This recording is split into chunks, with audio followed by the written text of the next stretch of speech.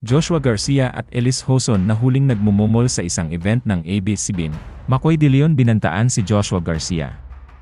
Pero bago ang lahat, kung ikaw ay bago sa aking channel, huwag kalimutan na mag-subscribe at i-click ang notification bell for more trending news. Hindi pa man humuhupa ang kontrobersyal na cheating issue kina Maris Racal at Anthony Jennings. Isang pasabog na chika ang hatid ng showbiz insider na si OG Diaz na may kinalaman sa kapamilya stars na sina Joshua Garcia, Elise Hoson, at McCoy De Leon sa latest episode ng OG Diaz Showbiz Update. Nitong Biyernes nakarating daw sa kaalaman ni OG na umano'y nahuli raw sina Joshua at Elise na nagmumumol sa naganap na Star Magical Christmas Ball. Ang mumol ay isang akronym at terminong kolokyal na nangangahulugang make out lang.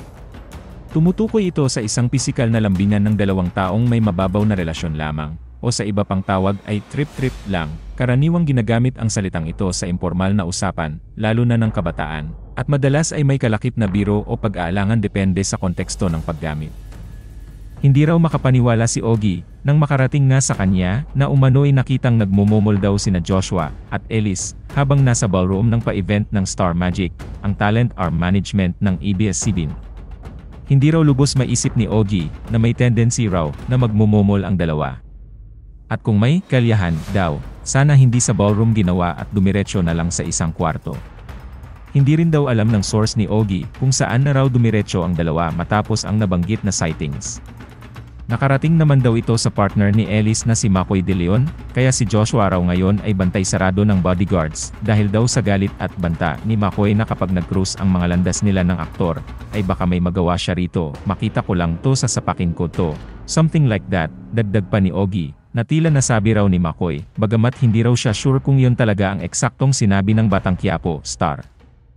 Payo naman ni Ogie sa lahat ng mga artista, sana raw ay mas maingat pa sila sa mga kilos nila dahil anumang mga nagagawa nilang mali ay maaaring ikasira ng kanilang mga career. Nakakaloka ito dahil ang alam ng lahat, karelasyon ni Joshua ang French-Filipino golfer na si Emilien Vigier. Sina McCoy at Elise naman ay nagkabalikan at may anak na rin naman sila na si Baby Feliz. Kaya tanong ni Ogie sa tatlo, bukas daw ang kanilang YouTube channel para sa anumang mga paglilinaw patungkol sa isyong ito ng mumulan. Gusto ring kumpirmahin ni Ogie mula kay McCoy kung talaga bang nagalit siya nang makarating sa kanya ang umano'y mumulan sa pagitan ng kanyang partner na si Elise at Joshua. Wala pang reaksyon o komento ang tatlo tungkol sa intrigang ito.